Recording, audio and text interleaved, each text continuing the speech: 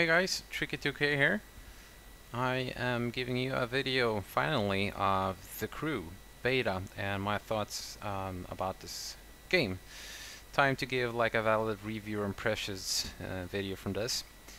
I didn't get around to play until very late on Tuesday. It was released on Monday the 21st in the morning. I wasn't at home, but since then I played it every day for many hours each day, so I had plenty of time to mess around with the crew. In this video I will cover the current state of the game as with the beta, what there was to do, graphical quality, gameplay, cars, and customization. Now do bear in mind that this was still a beta and the game is about 3.5 months away from release, so problems were to be expected, and there of course was some problems along. So what was available to us in the beta? Well, you had the single player campaign, which extended to the first chapter of the game, going by the levels, as I could tell. Seems to be about 1/5 or so by the single player story. After you hit level 10 and unlocked the dirt spec, you didn't gain any more XP, and you couldn't progress anymore in the game since the next mission required you to be level 11. Apart from the single player, you could also participate in PvP events. That's player versus player, if you already didn't know. And these were more like the traditional multiplayer races in a competitive style, where you could be 4 people facing each other on either dirt spec track or a street race track. Factions were not available though, and the factions are team-based missions and races from what I understand, but I'll get a little bit more on that later in the video. So challenges are a big thing in the crew, and it's basically small mini-games that requires you to complete certain challenges within a time limit. It could be a big jump, cruising slalom between ports on a road, hitting objects as fast as possible while staying on a course, escaping from red expanding area which was covering up to you, sort of like with explosion or whatever you want to call it. And drive as fast as possible while still staying on the road, staying on a line that gradually shrinks while maintaining high speed possible, and doing some sort of like mountain climbing. It might be some skill that I missed out, but there's a lot of these, and they are also ranked by level on this, so they vary in difficulty, but in short, all the jumps were very easy, while some of the others could be very tricky, especially like the mountain climbing with cars that wasn't dirt spec. And the purpose of these events are also to make the big map more fun and explore, and boy is it big. Also, each event then has bronze, silver, and gold for you to reach, and you'll be given a part to fit in your car to increase its stats as well. These parts then decide the level of your car, and some of the mission had level requirements on both the car and the multiplayer. As far as my understanding, you could basically take your starter car and max it up as you progress to the game, as the increased difficulty levels on the challenge will give you a better part. However, level 10 parts is where the cap was in the beta, and even if you can win parts of higher level, you couldn't fit them to the car, since they had a restriction of the player having to level up to level 11 and so on and so forth. What I saw, the highest level you could tune your car with the parts was 201. You could go higher if you placed the perk points in handling and braking, which increased the car level to 233 if I remember correctly. The cars that were available for you in the beta was quite a few actually. When you start out the game, you get to pick your starter car, which, see if I can remember this correctly, is the Chevrolet Camaro SS, Dodge Challenger SRT8, Ford Mustang GT, Chrysler 300 SRT8, Volkswagen Golf GTI, Chevrolet Impala Sport Sedan 1967, and the Shelby GT 500 also from 67, and the Nissan 370Z. I chose to start out with the SRT8 and then moved on to get the Nissan. For some reason, the Nissan in both levels, there's when you get to level 10, there would be a new dealership available in New York also, where there's another set of cars, such as Ford Focus RS, the Ford Raptor, Dodge Charger, S58, and the Nissan Skyline GTR R34, Camaro RS, and a Dodge Charger Hemi. Both the Nissans, for some reason, had the acceleration stats and the top speed stats listed as unknown. So I'm not sure if the cars are the best. I don't think at least the 370Z is the best car. It's quite quick and fast, but it's a little bit too drifty. However, the Skyline was great, and it's also one of my favorite cars. Well, it was the favorite car in my life. So of course I grinded up a few cash to acquire that car later on.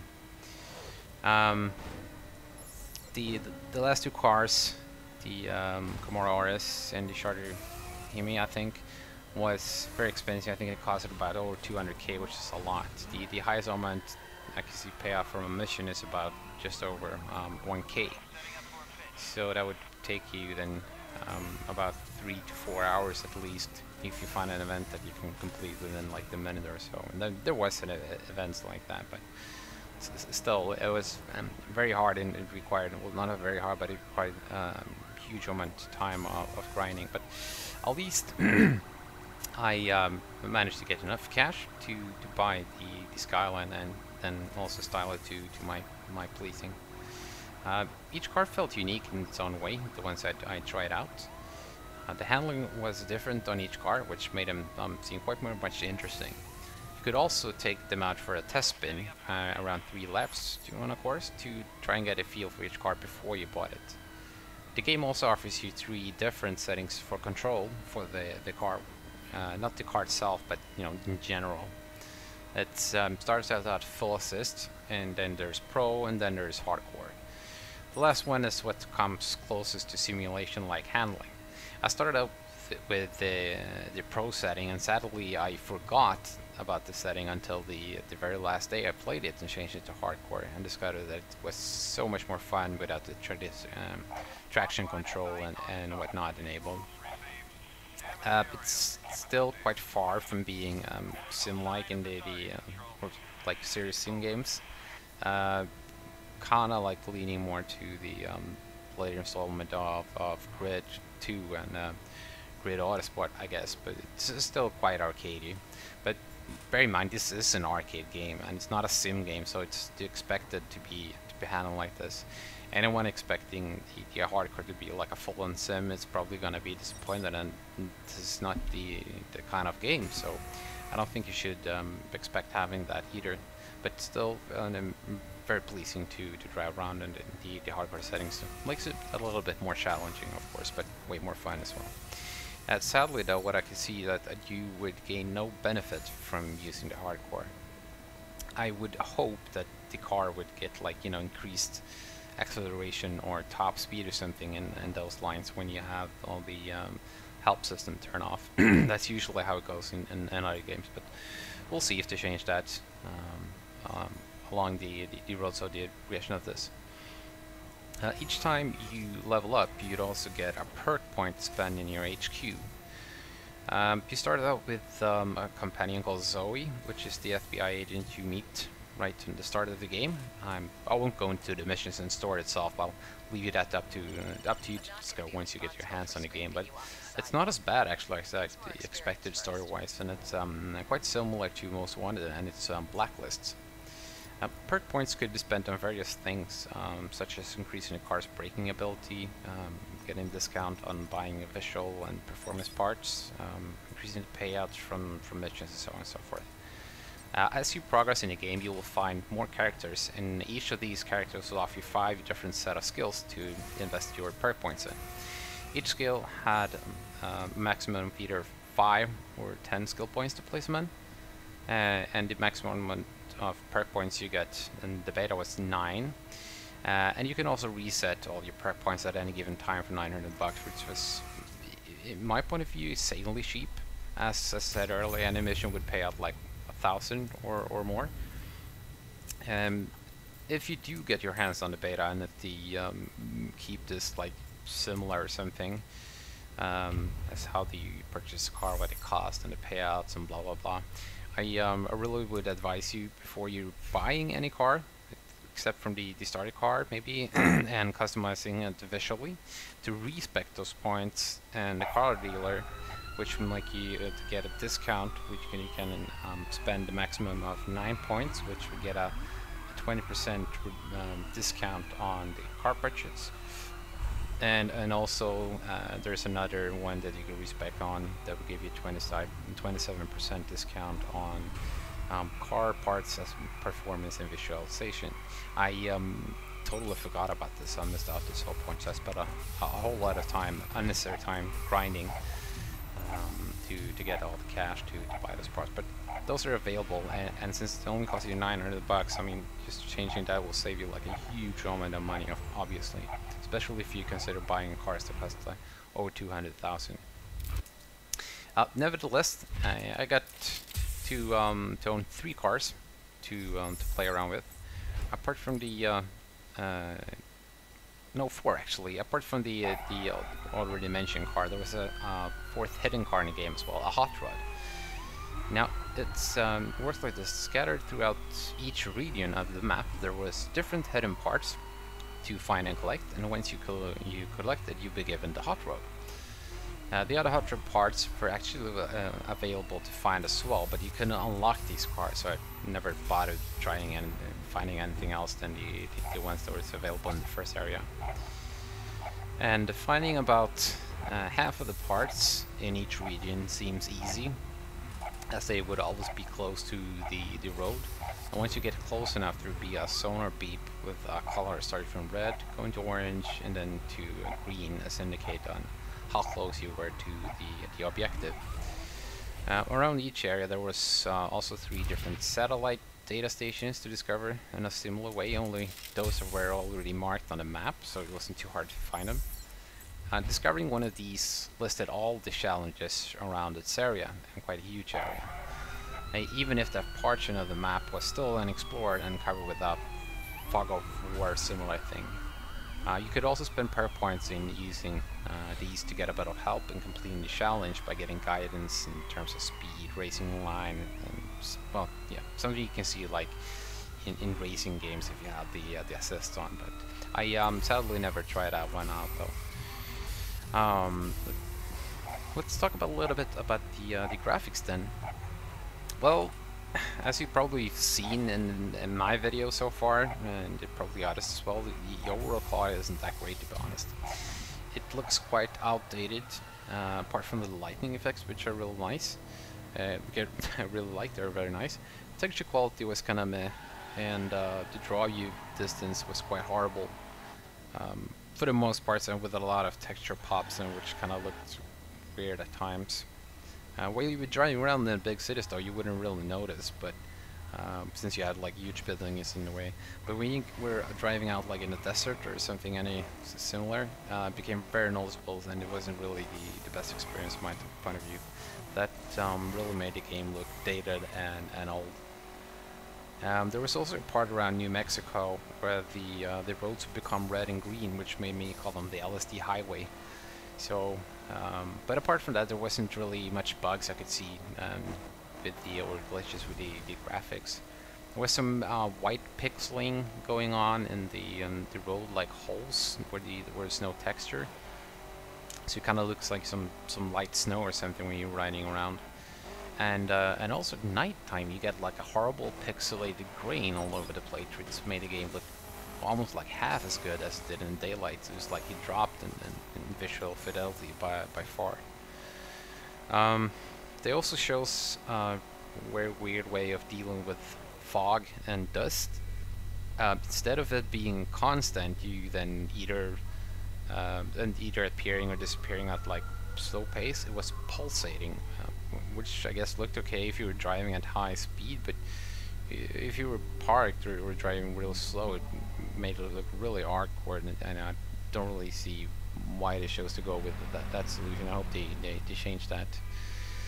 To be honest though, I don't have much of a problem with the game and its quality as now in terms of graphics. And trust me, this comes from the guy that really want to max out the game, and I really want everything to look gorgeous. I put a lot of things in the graphical quality of the game, which is, if it's not, I usually get quite disappointed.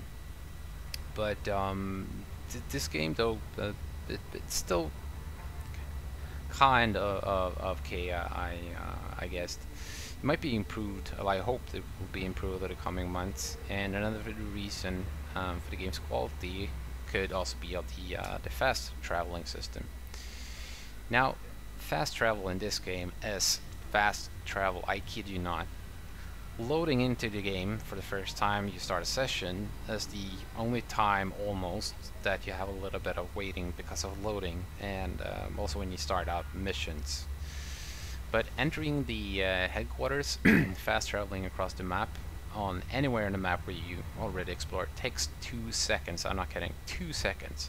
So you can be in Miami and go all the way up to Seattle, 2 seconds. It's amazing. It's really amazing. I'm not really sure how they managed to accomplish it, but it's truly amazing. And that could be also be the reason for the quality, and they draw you to distance and texture pops and whatnot. My only real complaint is that the car modeling could be a lot better. They are quite jaggy and not really on par with even older racing games. So I really do hope they would improve the car modeling a bit as well. With the beta, it was locked to 30 FPS. There was an FPS option in the menus, but it was grayed out. You could, however, edit the settings file to unlock it to 60 FPS, but that made the game's animation and control seems like way off, and they're clearly not done with that part just yet. Also, even the VSync disabled, the game was still locked to 30 FPS or 60 FPS if you edit the settings file. This is where I see problems with this game. While it wasn't horribly broken as with any of its rivals, it was sort of leading towards it, because if your PC couldn't maintain 30 FPS, your car's performance will suffer, while the game itself and the mission still would roll in like real time. That meaning then that people with minimum specs or around that area found it possible to complete certain messages, because the car would just be too slow due to their PC not being able to keep at least, say, like 25 FPS or something.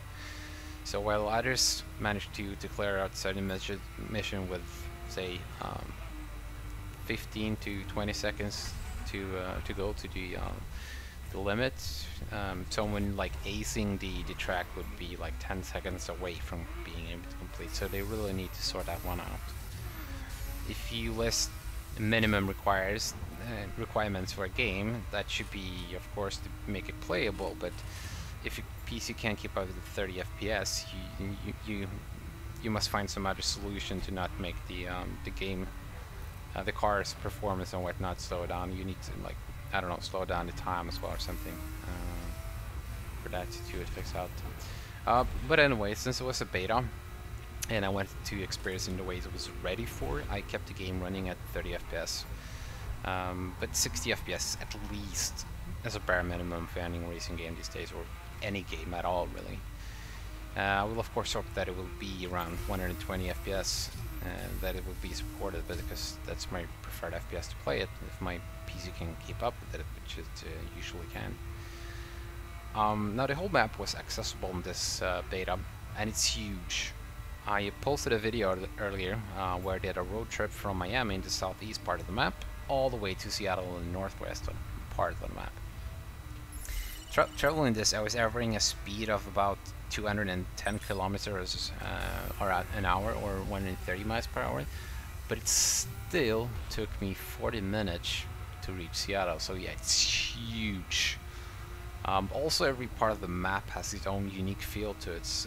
So with its surrounding roads, etc. So for the most times, it made it very interesting and fun just racing anyway.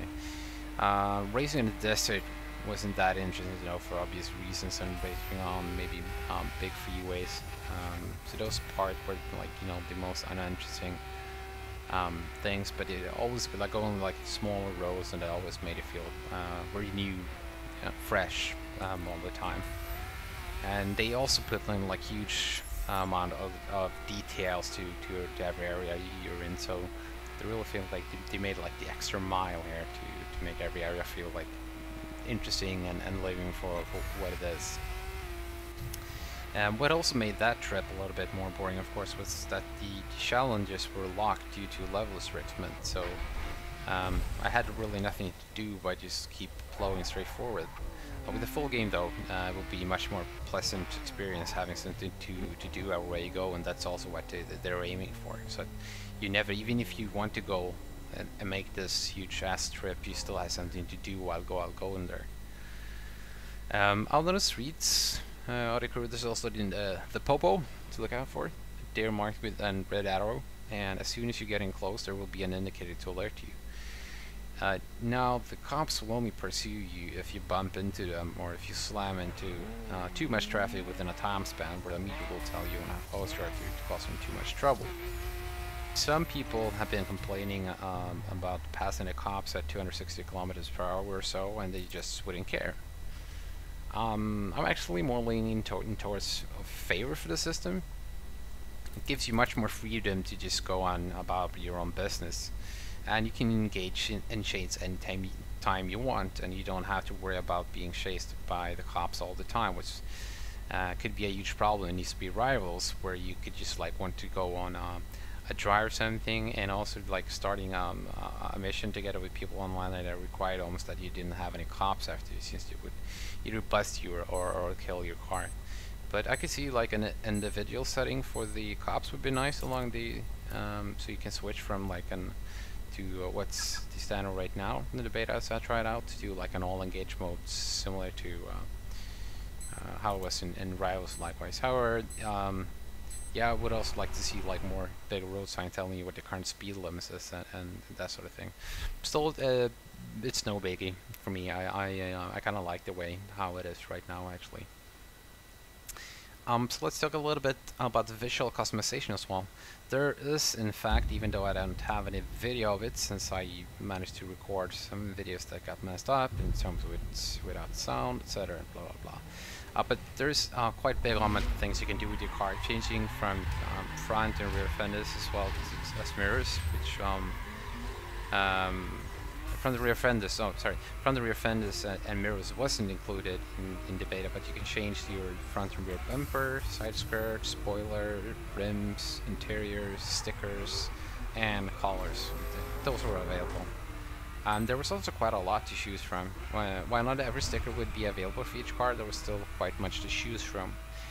However, you couldn't combine two sets of stickers, and there's also no like free creation mode where you can create your own set of vinyls. So hopefully there will be something like that, at least offering like more stickers variety in terms of that you can choose like more than just one, or preferably like free creation as well. It would be really cool to see what people can come up with. Rims department is in much needed tweaking though. There was a huge number of different rims to change from, and from just one of the categories, I kid you not, it had 340 different kinds. Yes, 340 different kind of rims. Well, not really. There was actually, this is the horrible part, 4 different colors on many of them. But that still means about 85 different in just one of the categories. And there was like street, off-road, I think it was classic, exclusive or something like that, and all in all, I would say that probably 120 different set of rims available for each car, and then in different colors. But I really like in the retail version, or maybe even in the next one, that the color option has a separate menu or something, and it also has a preview mode of the rim or whatever. I wasn't really too keen on how every part, when you looked at it, was almost fitted to the car, but not really. So it didn't give you like the option to see how it really looked close to, but not really. Another major missing feature was the ability to change the size of rims. All of them looked to be either 16 or 17-inch big, and that's a tad small for most types of rim, for my personal taste anyways. And I know a lot of others also wanted to increase the size of the rim, so I hope that will be an option down the road as well. In terms of performance parts, you had presets of standard, level 1, level 10, level 20, and so forth. Before purchasing any of these heavily discounted kits, they were, I think, at 9k each, your car wasn't available for this visual customization, as well as not having any nitrous. Buying the level 10 kit means that you would get level 10 standard parts on all, and after that there were bronze, silver, and gold parts. If you talk about level 10 to acquire by doing the challenges, but also getting like a silver level 9 could be better than a level 10 standard part, as that would give you more bonus to other stats. So even if you didn't do a level 10 event, you still have like a part you could use for that. I also never really figured out why they didn't have the bonus system more worked out as you won the parts. As each part, at least on gold level, gave you a green text as a bonus to either speed, acceleration, handling, or braking. While the text itself is self-explanatory, there was no bonus points in each of the stats visible when you won the parts, but you had to go back all the way to your headquarters to compare them. The overall stat was the only thing that listed, and that didn't change. I mean, so if you like had 8+ in braking and then 24+ on acceleration, and then changed to another part that had the same thing but scattered on, I don't know, top speed and braking, the overall stat would still be the same. So when you won a part, if you didn't know what kind of part you already have fitted on your car, you had sort of like an overview you can access through the menus there, but I at least didn't figure out on how to see what part I already had installed and then that sort of thing. So that of course need to be worked on. However, I did test with one of my friends, and at least at times in terms of acceleration, I could see like no difference between our cars, and I'm pretty sure that I had higher overall stats on my car at the point, and I had it focused quite much on acceleration as well, and I couldn't see any changes at all that way you get best. You could also not weirdly sell a part in your HQ. The only time you could sell a part was if you already had the exact same one stored in your HQ. You would then auto sell the part for a small fee. One that I might feel is a little bit too low. If you had like a gold level 10 part, it would be, I think you got 16 bucks if you remember correctly. Well, it cost like over 2k or close to 2k to purchase from the performance dealer or car dealer or whatever. So yeah, that might need a little bit of tweaking. Onto the current state of the game. It's a beta, so I'm expecting it to have some problems, and sure did. Huge memory leakages which caused the game to crash due to being out of memory. For other reasons, UPA client would also crash for unknown reasons. The game would also crash without any notice, and the alt-tabbing out of the game made it impossible to restore the game if I stay alt-tab for too long. The games would also at random make horrible freezes where it looked like and felt as the whole system hung. The audio would get stuck in a short loop, but however that was fixable by raising the app priority of the game to higher real time, which is a little bit weird. I'm not sure what's going on with that, but it was odd, and that thing didn't happen for everyone. One of my friends who has a slower computer than I didn't have the problem at all. So, but the most people seem to encourage that, encounter that sooner or later. But raising the app priority already fixed that. During the beta, there could also be problems with the servers, of course.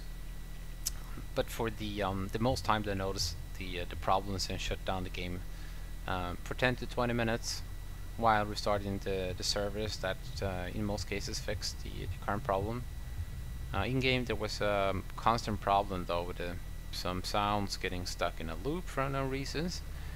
With the most annoying one was that the car would play the ignition sound over and over as you just like turn the key and started up the car, and that would be stuck in a loop over and over again. And that could just like start playing at random while you were driving for no good reason. And with the latest patch, they usually went away after a minute or two, but before that you could have the ignition sound in a constant loop until you quit the game or restarted it, which is highly annoying, of course. But again, it's a beta. It's the first like beta that's open to the public, and it's still 3.5 months away from release, so problems were to be expected. So I didn't care too much, to be honest. I saw a lot of people like screaming like way louder in the forums, which is like, come on, it's a beta. So what did I discover more about the game that I would like to see in the future? Well, for one, the crew, which is the current group of players you can pair up with, is limited to only 4 people. It feels a bit weird to have such a low number of players. I would like to have that one increased to at least 8 or something. Secondly, it was, and this is quite important to me anyways, the missions were ranked due to score only, and those the scoring was based on different things like time and I don't know, driving clean. I wasn't able to figure them all out, but in the high score table, where you can compare yourself to the rest of the world, you can only see people's overall score. You can go into details, so you can never see your own time, the other people's time, and the same thing goes for the PvP multiplayer. After you finish a race, you didn't even get to see the time. You just get like, he finished first and got this amount of points, he placed second, got this amount of points, and so on and so forth. And then there was a total for all the races, which is a huge thing for me. I mean, this is a driving game. Driving game is supposed to be competitive, and the most important thing is times. Times.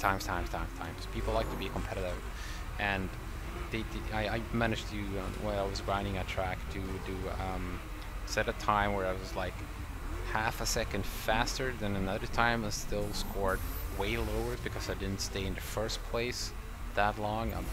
It's awkward, really awkward. So if they choose to keep the scoring method still, I would like to be able to sort the high score table, or whatever you want to call it, on times instead of your scores, because I have no interest in scores whatsoever. I'm just interested about the time part, and I know a lot about other people's are as well.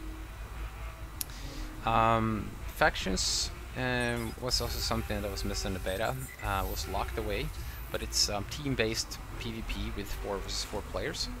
I would like to see the option for 8 players in free-for-all races as well, as now we had just 4. There's also been a lot of complaining about rammers in this PvP. A lot of people that play, they use the pit maneuver to overtake them by playing dirty, which of course left many people furious. Pit maneuver, if you don't know, is where you bump into the car's rear end to make it spin out very easily. And you will see this a lot, I expect, because I've seen this in other games as well, and it's quite easily to do here. But people tend to win by any means necessary, and they will continue to do this. And by doing this, they will also encourage other people to start using this, because they're expecting to be rammed anyway. So why not ram them before they can ram you? Which could lead like people only like ramming. There was an option. I didn't notice if I could use it or not, but you could enable ghost mode, which is fine to sort out kind of that problem, but it also takes away a lot of the fun. What I'd like to see to be implemented is a system that penalizes you for collision with other players.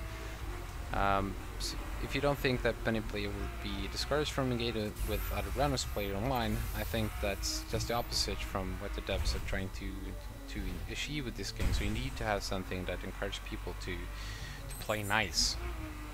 Because if they continue this road, I think people would just like, oh, screw this, I won't play with anyone but my friends.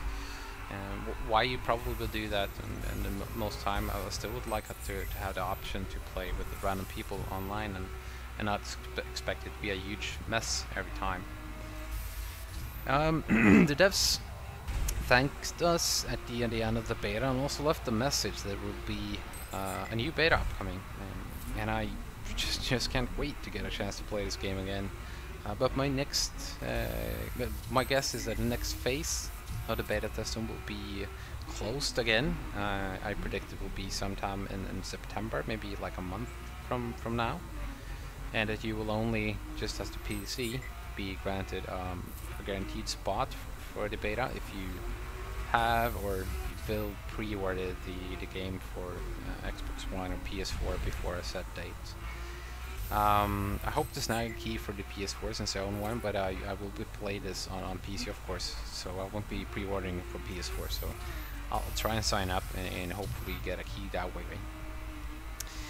Anyways, just to sum it all up, this game is huge, there's a lot to do, but I had tremendously fun playing the beta with my friends and also by myself, despite all the problems I have with it, technically. Gameplay is great, and that's the most important thing in my point of view. And 11th of November can't come soon enough. I can't wait to get my hands on the full version of this game, and neither should you. Thanks for watching, and please give a like, a sub if you want more of this. And as always, any feedback in the comment section is always welcome. Did you get to play the beta? What were your thoughts about it? I like to hear your thoughts, and even if you saw like just some gameplay. All right, see you next time, guys. Bye.